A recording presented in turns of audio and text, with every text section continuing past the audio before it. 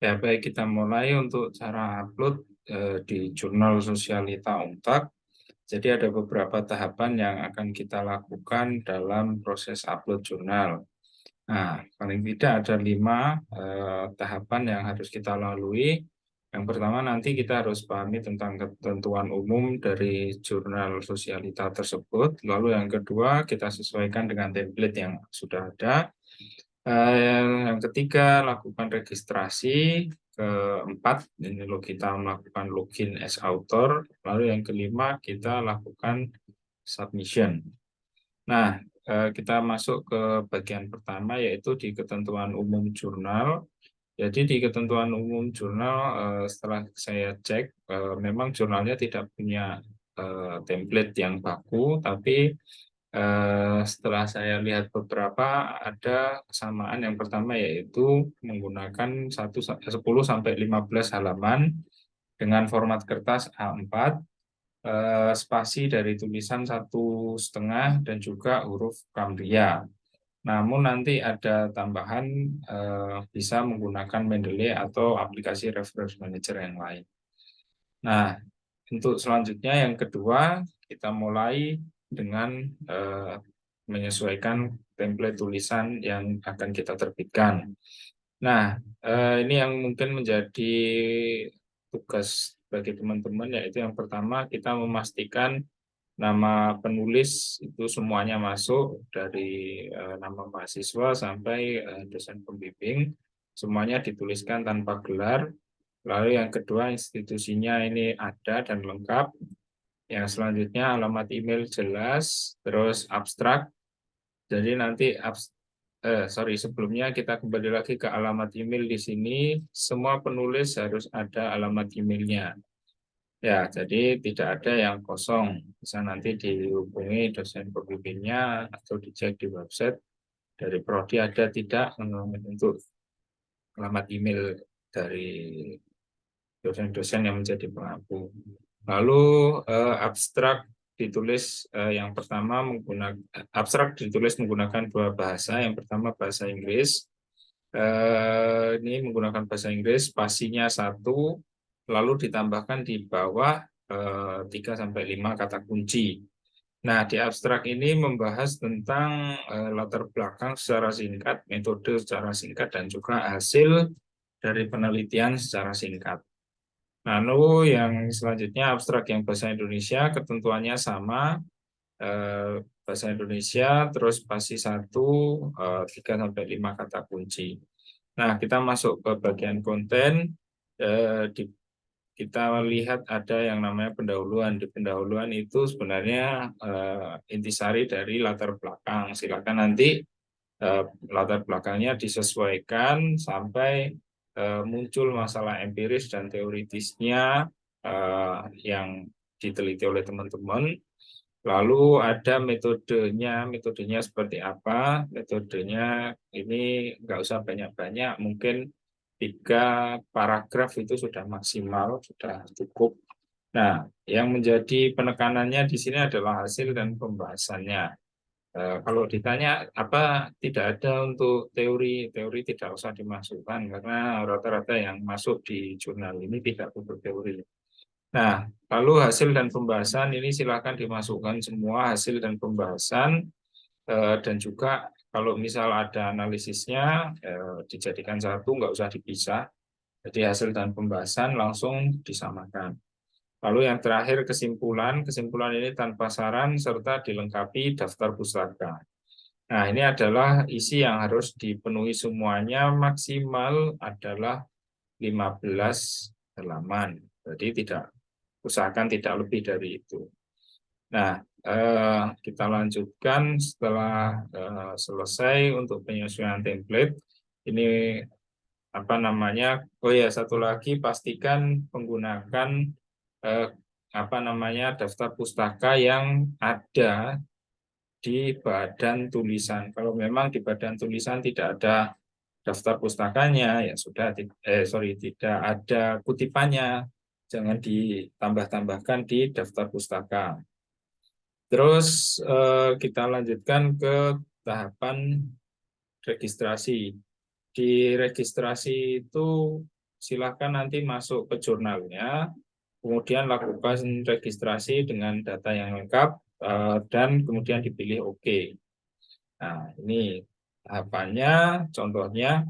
Nah, ini isian untuk registrasinya, silakan dilengkapi semua yang saya berikan tanda biru, mulai dari nama, middle name ini opsional, eh, first name ini wajib, terus middle name opsional, nggak diisi nggak apa-apa, last name ini kalau misal namanya hanya satu suku kata, silakan diisi eh, antara first name dan last name-nya sama.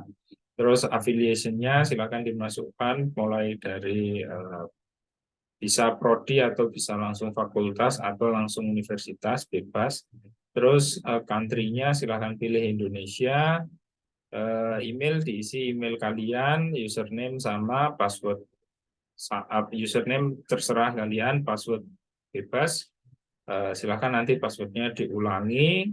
Lalu yang dicentang ada yang ini, agree to have my data collect and stored according privacy statement. Lalu akan diberikan notifikasi saat publikasi dan juga ada pengumuman. Dan yang terakhir ini dicentang wajib, yaitu I'm not a robot. Itu tahapan registrasi. Setelah ini selesai, silakan di OK. Nah, setelah itu biasanya ada konfirmasi melalui email antara password dan juga username dan juga password. Terus silakan setelah dapet itu atau mungkin langsung ke halaman login, tidak perlu verifikasi.